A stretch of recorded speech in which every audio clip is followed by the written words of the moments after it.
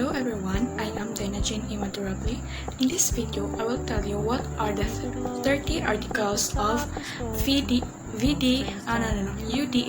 or Universal Declaration of Human Rights and the meanings of every articles. Let's start. Article 1. We are all born free and equal. Dignity is the foundation of all human rights. Humans beings have rights and should be treated with utmost care precisely but because each other possesses intense worth. Article 2. Freedom from discrimination. Article 2 states that everyone is entitled to all the freedom blessed in the UDHR without distinction of any kind such as race, color, sex, language, religion, political or other opinion, national or social origin, property, or other status. Article 3. Right to life. Article 3 is about much more than the death penalty. It is fundamental of enjoyment of all the rights. After all, have to be alive to exercise free speech, get married, and hold nationality. Article 4. Freedom from salary. Freedom from salary. Article 4 is clear. No one has the right to make us slave, and we cannot make anyone our slave. Article 5. Freedom from torture. Article 5 has ban on torture. At times, states may have disputed the definition of what constitutes is torture, but virtually none now often defined by practice. Article 6. Rights to recognition before the law. Article 6 are closely related for the most part focus on some of the from the evil and politics rights all humans should expect, with the second half of the VDH are devoted to social, economic, and cultural rights. Article 7. Rights to equality before the law.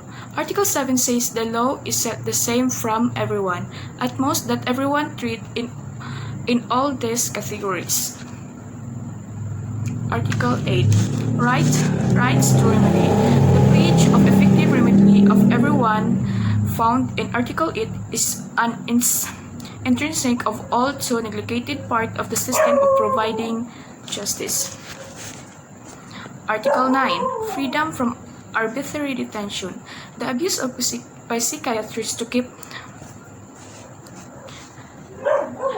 dissenters in line is one of the several violations covered under Article 9 of the Universal Declaration of Human Rights, which basically says no one can be put in prison and kept without good reason.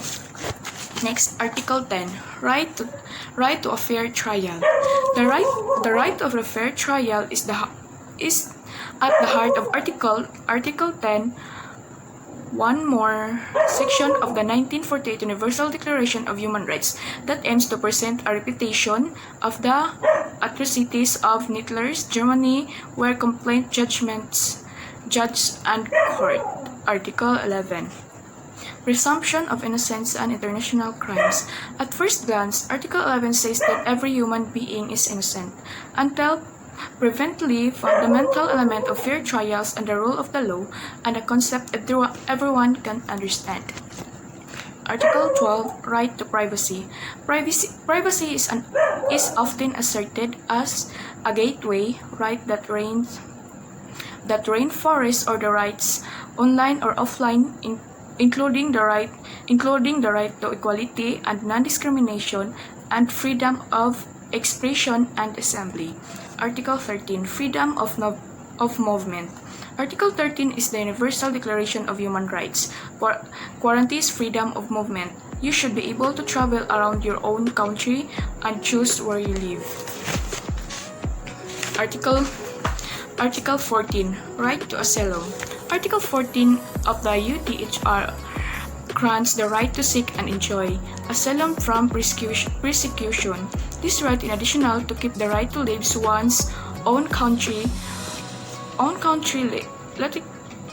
Article 13 and the right to nationality at Article 15 can be traced directly to events of the Holocaust. Article 15. Right to nationality. A former Cambodian refugee had fallen into a legal limbo, unable to his Cambodian citizenship as required in order to align Vietnamese. Article 16. Right to marry and to found a family. Article states that man and woman have the right to marry, with the woman drafts of the UDHR succeeding in the determination that it should spell out clearly that women had equal rights in marriage. Article 17. Right to own property. Everyone has the right to own things or share them. Nobody should take our things from us without a good reason. Article 18. Freedom of thought. We all have the right to believe in what we want to believe, to have a religion or change it if we want. Article 19. Freedom of expression. We all have the right to make up our own minds, to think what we like to say, we think, and to share our ideas with other people. Article 20. The rights to public assembly. We all have the right to meet our friends and to work together in peace to defend our rights. Nobody can make us join in a group if we don't want to. Article 21. The right to democracy. We all have the right to take part in the government of our country. Every grown-up should be allowed to choose their own leaders. Article 22. Security, social security. We all have the rights to affordable housing, medicine, educational, and childcare, enough money to live in enough lived and medical help what we are or ill or old. Next. Article 23. Right to work. Article 23 spelled out in our paragraphs the right to work with equal pay for equal work without discrimination. Article 24. Rights to rest and leisure. Article 24. Everyone has the right to rest and leisure, including reasonable limitation of working hours and periodic holidays with pay. Article 25. Rights to adequate standard of living. Article 25 of UDHR covers a wide range of rights including those to adequate food, water, sanitation, clothing, housing, and medical care, as well as social protection covering situations beyond one's control such as disability, widowhood, unemployment, and old age. Article 26. Right to education. Article 26 of the UDHR makes universal free primary education compulsory and is usually true of right about children. Article 27. Rights to cultural, artistic, scientific life. Article 27 says everyone has the right to freely participate in the cultural life of the community to share scientific advances and its benefits, and to get credit for their own work. Article 28. Article 28. Right to a free and fair world. Article 28 says in its entirety that everyone is entitled to a social and international order in which the right and freedom set forth in this declaration can be fully realized. Article 29. Duty to your community. Article 29 also says the rights are not unlimited. If they were, social balance and harmony would be impossible. Article 30. The last article. Rights are inalienable. Article 30 has been called limits on tyrants. It gives us It gives all of us freedom from state or personal interference in the rights in all the preceding articles.